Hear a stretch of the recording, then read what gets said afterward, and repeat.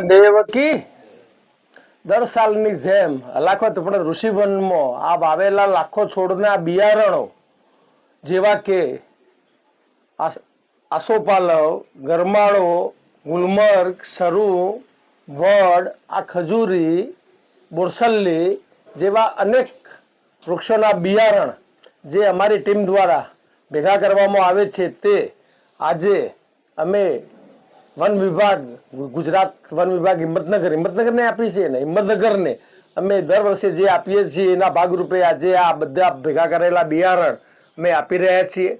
આપ પણ આપણી આજુબાજુ રહેલા કોઈ પણ છોડના નીચે પડતા બિયારણો ભેગા કરીને પડતર જગ્યામાં કે રોડ સાઈડમાં પૂંખી પણ દેશો તો 1000માંથી 1 છોડ થશે તો આ ધરતી લીલી કરવામાં કોઈ તકલીફ નહીં પડે. મોદી સાહેબે જે અભિયાન આપણને પકડાવ્યું છે કે એરાવલ્લી ને એ આખા બેલ્ટને લીલો કરો, તો મારી આ માધ્યમથી સરકારને વિનંતી છે કે આવા એકઠા કરેલા બિયારણો અમે આ ખજૂર, આ 30 કિલો ખજૂરના બિયારણ અમે ભેગા કર્યા છે અને ખજૂર ગમે તેવો ઉગી જાય તો સરકાર પણ હેલિકોપ્ટરની મદદથી આ એરાવલ્લીના પર્વતો ઉપર આ રીતે બિયારણને પૂંખી દે તો ઘણું મોટું ઓછા ખર્ચે અને જો પણ ના પહોંચી શકાય એવી જગ્યાએ પણ આપણે ઝાડ ઉછેરી શકીએ તેમ છીએ.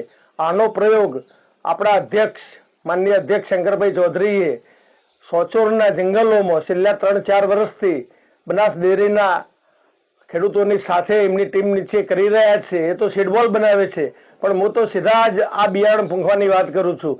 તો આવા પ્રોજેક્ટો એરાવલ્લીને 100% લીલો બેલ્ટ બનાવી શકે તેમ છે. એનો જીવતો જાગતો દાખલો અમારું ઋષિવન છે. અમે 100 એકરમાં મેનમેડ જંગલ છેલ્લા 12 વર્ષ પૂંખીને બનાવ્યું છે તો તેમાં લાખો વૃક્ષો વાવ્યા સિવાય પૂંખીને અમે ઉછેરી શક્યા છીએ. ફરીથી આ માધ્યમથી આપ સૌને વિનંતી છે કે પડી રહેલા બિયારણ કે ઘરમાં લાવેલા ફ્રૂટનો બિયારણ કે ખજૂરના બિયારણ ખાલી કચરા પેટીમાં ના નાખતા રોડ સાઈડમાં અથવા ભેગા કરીને જંગલના જેવા વિસ્તારમાં નાખવા વિનંતી છે. Green global brigade, thank you, આભાર.